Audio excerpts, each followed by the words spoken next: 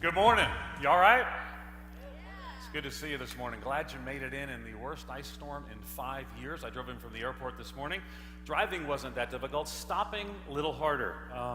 But made it through, and glad that you're here. I'm glad to be here to talk about really the direction of the church, the dangerous church in the next few years. I've been asked to talk about that by my friend Linda Stanley. Todd and her have done a great job in this conference. Thank you, Bob Buford, for sponsoring Leadership Network. We're so glad to be here. And it seems like every speaker in the Christian world is here. It's almost like every attendee gets their own speaker. And so we're going to spend some time. It'll be a good time of dialogue, and looking forward to those conversations. I want to talk a little bit this morning about, my assigned topic. My assigned topic is, what does the dangerous church look like in 2010 and beyond? And that's always a challenging topic to talk about, because it requires us to kind of prognosticate about the future, to make predictions, and it can be a dangerous thing. And so I want to make some predictions, but I want to tell you up front of the hand that my presentation is content heavy. I'm going to work through a PowerPoint. I'll probably be the only one who does that today, but I'm going to work through a PowerPoint, and I'm also going to put the notes to this, because I see many of you got notepads. I'm going to put this at my blog at edstetzer.com if you want to download it there. I'll put it up there a little later today. You can grab it from there, make it a little easier on you to follow along.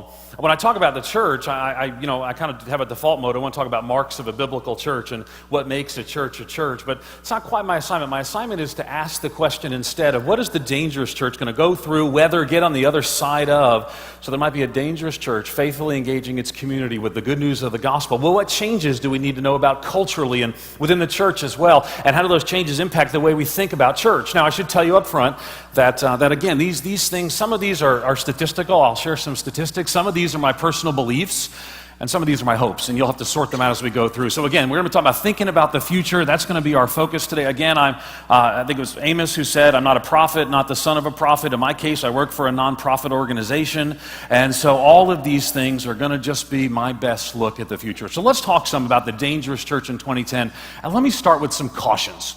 And I want to encourage you, don't believe the hype. And I know that sounds like a strange beginning, particularly when I'm about to do some prognostications, but don't believe the hype. So many people want to say, well, this is what the church is going to look like in 20 years or 10 years. But the reality is, often all of us bring our own biases and assumptions. And so sometimes what they keep seeing is what they want to see. And that's just a normal part of examination and looking to the future. Because we have our own agendas. When I was in high school, I took the ASVAP, the Armed Services Vocational Aptitude Test.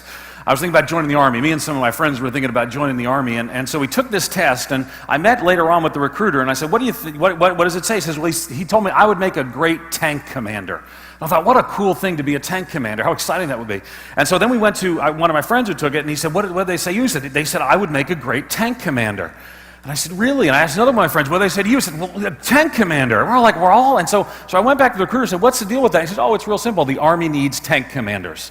And so if every time someone does, and they do research or they do analysis, and they come to the conclusions that they had beforehand, that tells you that they're passionate about those conclusions. It's not necessarily wrong, but they're passionate about them, and that sometimes drives their predictions for the future. It will mine to some degree as well. For example, people keep telling me that the era of the megachurch is over. They have data. They say this is the final year. This is the year they'll begin to decline, but the reality is this year there's more than there were last year. And just a few years ago, to be in the top 100 list that Lifeway Research does with Outreach Magazine, just a few years ago you had to have over 5,000. This year you had to have over 7,000 in attendance.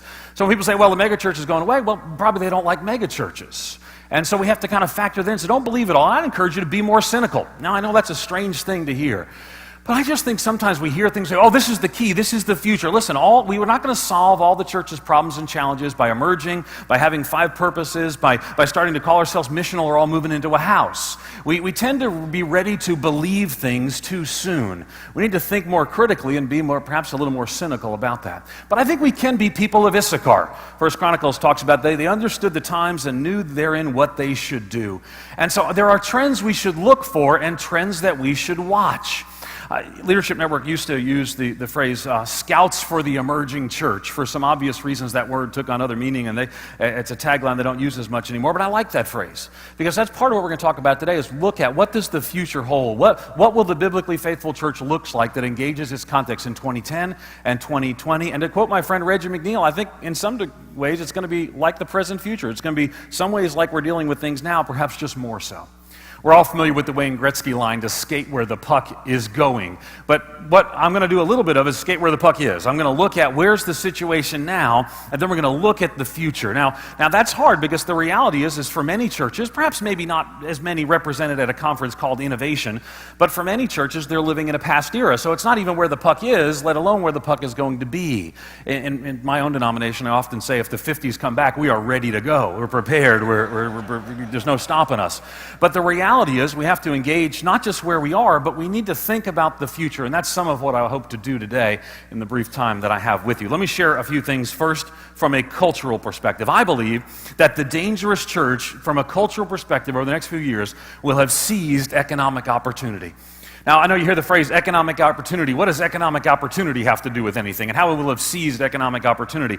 Well, if the current trends continue, I don't want to be discouraged and all, but if the current trends continue, we're doing some research right now at Lifeway Research, polling over 1,000 churches, and we're seeing a lot of layoffs, we're seeing a lot of cutbacks. If the current trends continue, some of you may lose your jobs. Some of our church budgets will decline, and the church will have less money in the coming years. But if we research that others have done, and I'll mention that in just a minute, have proved me right, there'll actually be more people attending our churches, and we'll see more people coming to Christ and being changed by the power of the gospel. See, economic growth and evangelical church growth are counter-cyclical, according to one helpful study published at a Texas State University. I'll link it up here when I post the presentation. Economic growth and evangelical church growth are counter-cyclical. Here's what that means.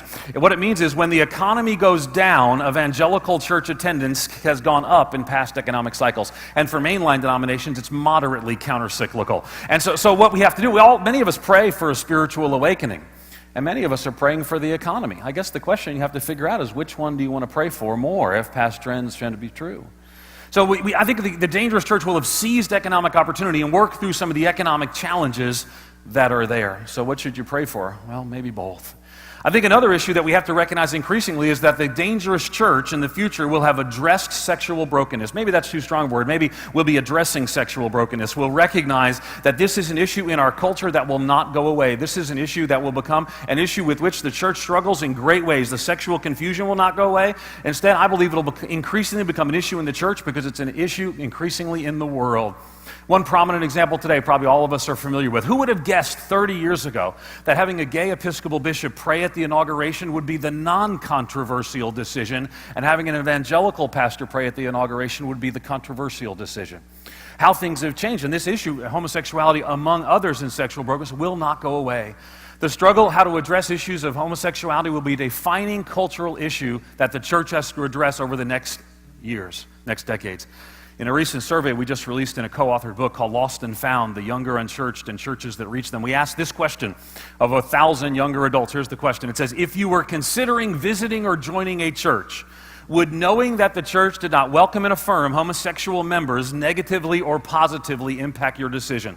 The overwhelming majority of the younger unchurched reported this would negatively impact their decision. Matter of fact, we of the always unchurched, we kind of divided them into categories. Of the always unchurched, 83% of those who have no church background, the always unchurched, said this would negatively impact their decision. And 52% of those who were even friendly towards the church but were unchurched said that would negatively impact their decision. But it's bigger than that. Sexual brokenness as a whole. Most churches don't know how to address sexual brokenness other than maybe getting on CNN and challenging the members of your church to have sex every day for a week. So the reality is that we have to address more than that. We have to recognize that churches that thrive will have to address issues of homosexuality, marriage, pornography, and other sexual issues, and they will have to do so in biblical ways. For some, the answer will be, well, let's just change our stance on some of these issues, but we've seen churches and denominations do that in the past, and they have not only thrived, they've just declined faster. The reality is we need a biblical ethic that addresses all of sexuality, the struggles that are there, the brokenness that's in our culture, and I believe the dangerous church in 2010 and beyond will be a church that's unafraid to talk about these hard issues, but will have a solid biblical understanding explained and taught consistently through the congregation. Also, I think one of the things from a cultural perspective that the dangerous church will have done is will have wrestled with gender inclusion. I think the reality is this issue is also going to continue to grow in prominence. It's always a controversial issue. Many of us will disagree here in this room, but gender issues will become an increasing challenge for the church, and the dangerous church will have wrestled through these things. Particularly, it'll be more challenging for the majority of American church attendees who go to churches that don't have women in pastoral or other roles. There are two positions that are broadly often defined. The position is one called complementarianism. They believe men and women are equal but have different roles in church and home. And then there's a position called egalitarianism, who believe that the curse has been lifted. That was an issue of the curse, and men and women are equal in role and function before God. You will have to wrestle with that in your church as you seek to engage the culture. It's interesting. This church right here that's hosting us, Bent Tree Bible Church, has not had one but two statements that they have put out by the elders of their church in the last 20 years addressing their view on this issue. Why? Because you need to have an answer. My friend Dan Kimball writes in his book, They Like Jesus But Not the Church, that if you hold a position as I do, a little different than Dan's, you need to be able to explain it, have a biblical rationale for it. You can't simply say, well, that's the way we've always done it before. Back to our survey we did in Lost and Found.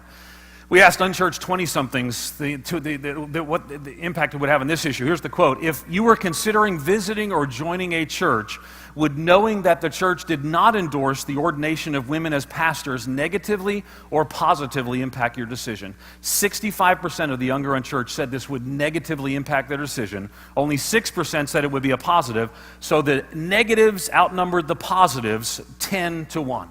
Almost 30% of the respondents said that the stance would make no difference to the way they were. No matter where you are on this issue, and I have strong beliefs on this issue, and I'm sure others do as well, no matter where you are in this issue, the overcoming church, the dangerous church in 2010, will have wrestled through, will have a clear explanation that's more than simply that's the way we've always done it, and have a biblical rationale to explain it that is consistently and graciously applied to explain our position. I also think that the dangerous church in 2010 and 2020 and beyond will have faced increasing intolerance. Because faithful churches do and will take stands contrary to culture, they can expect to face increasing intolerance in the name of tolerance. So the irony should be clear as this happens. Now let's not call it persecution. There's real persecution going on around the world, and that's not the same thing as intolerance or people saying mean things about us on the news. The fact that someone won't say Merry Christmas at your grocery store is not persecution or a reason to snarl back, Jesus is the reason for the season. But there will be increasing intolerance, and that should not surprise us. We no longer have the home field advantage in North America. And so it won't be because of religious convictions. They'll say it's fine that you believe these things, but because of the outworking of these positions on our stance on social and cultural issues, it will increasingly cause the world to find the church intolerable. Now, I've talked some about the cultural issues I think we'll have to address. Let me mention some of the issues related to the church and some of the issues related to a church perspective. First, the dangerous church will have, I believe, first, navigated the post-seeker context. I do not mean there are no longer seekers, but I do mean that churches that once targeted seekers are finding that regardless of how you feel about it, there are less seekers the way they once were, as we defined them in the past, and even churches that were once doing the seeker thing are now recalibrating or have done so years ago. The boomers were coming back and seeking, but subsequent generations do not have the religious memory, or at least in most places, and thus seeker churches often focus on doing church better with a new expression of church, tended to reach people with at least some Christian memory, or else they would not know what to seek. Today we live in a post-seeker context, and with the decline in models typically associated with seeker ministry, the dangerous church will have found new ways, in addition to the old, to reach people in today's world, and they'll have navigated that post-seeker context.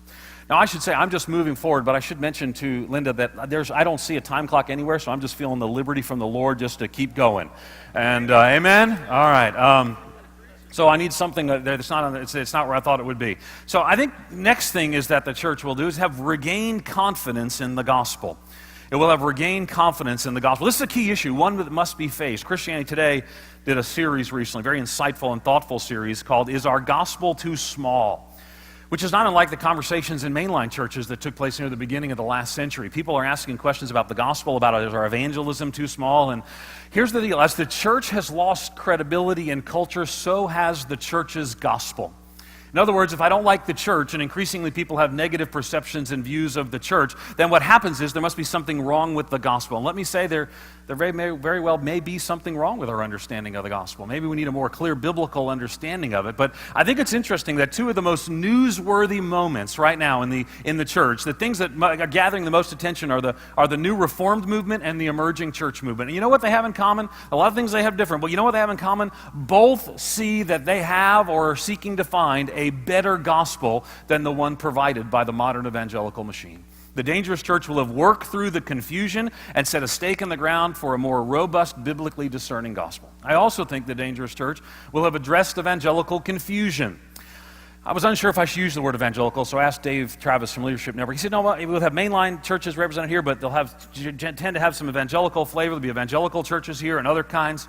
But the reality is there are vibrant mainline congregations, but I'm speaking specifically of some of the confusion of evangelicalism. I think the Dangerous Church will have navigated the evangelical malaise in contemporary evangelicalism and worked through much of the confusion of what they believe. Listen, if right now, if people often define evangelicals from Joel Osteen to Brian McLaren to John MacArthur, they're all called evangelicals, that's a pretty broad stream.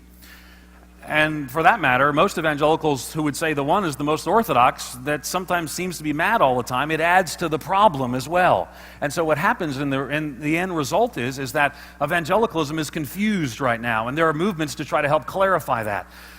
So this isn't my thought alone. I'd encourage you to go to thiswebelieve.com, which is a movement to try to clarify what evangelical believes, or the Gospel Coalition, something I have great affinity with, or perhaps an evangelicalmanifesto.com. It's thegospelcoalition.org and anevangelicalmanifesto.com. All of them are trying to take back and define what an evangelical church is, and the Dangerous Church will have worked through what that means to them and will be living it out faithfully. Next, I think the Dangerous Church will have rethought discipleship. Will have rethought discipleship. You may have heard about a little study that got some traction called Reveal.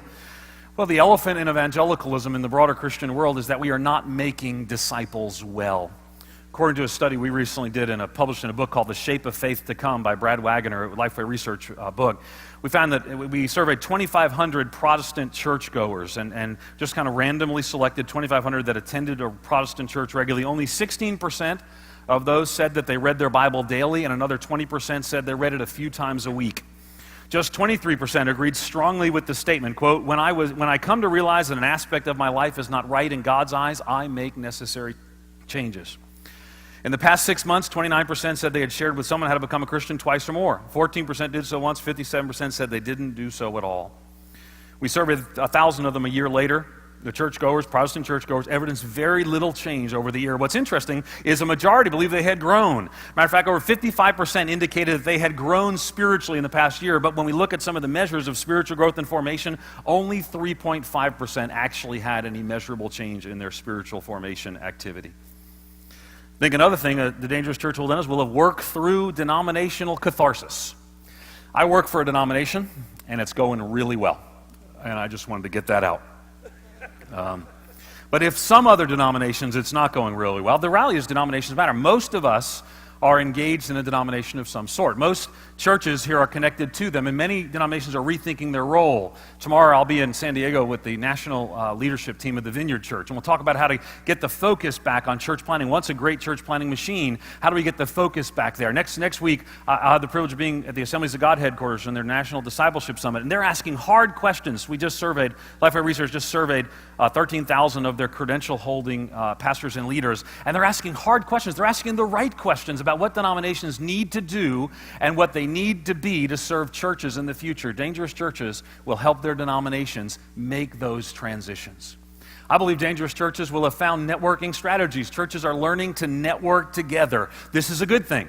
Some are working trans-denominationally. They work across denominations and in partnerships with denominations, like Acts 29, for example. Some of this is intra-denominational. In certain denominational contexts, they're working inside of them, or like Stadia as an example. Or some are intra-denominational. They pull from multiple denominations, like Leadership Network does. I believe you'll hear more about these networks in the coming years than we've ever heard before. Now, here's the fascinating thing. 20 years ago, you couldn't identify but a handful. Today, there are dozens. I actually have a list of 74 now that I've kind of contacted and got information on to learn what they're doing. Churches are finding new ways to team together, which is good, but they also need to be careful. I speak at some of these networks, and sometimes they end up just kind of cloning themselves, gathering people together who look kind of like them. Yesterday, I spoke at a denominational meeting in New Mexico. I guess about 1,500 people. There's black, white, Asian, strong Latino component, a mix of young and old, deaf and hearing. Sometimes when I go to a network, it can be, depending upon the setting, young white guys with, they all have jeans with holes in them and black shirts and goatees and blonde highlighted hair because they're all individuals, don't be squeezed into a mold by society. And sometimes what we end up doing is we end up looking like each other and we miss that diversity. So I believe the Dangerous Church will be networked, but I am hopeful that it will not network with people who just do church and live in cultures like they do. And then lastly, And we'll have implemented new innovations. Things like multi-site, we'll hear much about this week. More ministry-based evangelism. I just finished Dino Rizzo's helpful book, Servolution. They'll be involved globally, and we're going to hear more about that over the next few minutes. So let me wrap up my presentation and share with you what we're going to do over the next few minutes. We're going to hear from some very articulate and thoughtful people who are going to help us think through some of these things in the future. I was just asked to lay a foundation. I went through a lot of things very quickly. They're going to drill in on some other issues that they're passionate about that I think you'll find exceedingly helpful. Let me tell you who's going to come and share with us. First is going to be Nancy Ortberg. Nancy served as teaching pastor for 8 years at Willow Creek Community Church in South Barrington, Illinois. She led Network, involved in Access, and now she's a founding partner in Teamworks. Now that's TEAMWORX2.com, kind of a business and leadership consulting firm that provides solutions to leaders and their teams. And Nancy's a gifted communicator. She's passionate. You're going to hear some of her passion here. She's going to come in just a minute. She and her husband John live in the Bay Area now. After that, you're going to hear from Bob Roberts. Now, many of you know Bob Roberts. Now, Bob and I were just talking a minute ago. I can't tell you what he said, but it involved the underground church in a country that a lot of people would die if I shared the information. And some of you know Bob, and that's how every story begins. I have to tell you this, but don't tell anybody or people will die. And Bob's the senior pastor at Northwood Church, a fast-growing church here in the DFW Metroplex. He's author of 3 books. He's a leading practitioner. He kind of popularized the term glocal, and they've planted 103 daughter churches. He's got a passion for transforming the nations in the kingdom of God. You're going to be so encouraged by him. He's going to come right after Nancy comes. And then John Bishop. John's the senior pastor of Living Hope Church in Vancouver, Washington, married to Michelle with 3 children. They founded this church in 1996. Living Hope is one of the fastest growing churches in America. It's got campuses in Washington State, Oregon, Hawaii, international campuses, multiple teams. John talks about an Acts 2 church and has established the Only God Church Network. We're going to hear more about what his passion is and what he's all about here. But let me tell you this. The Bible tells us that Jesus says,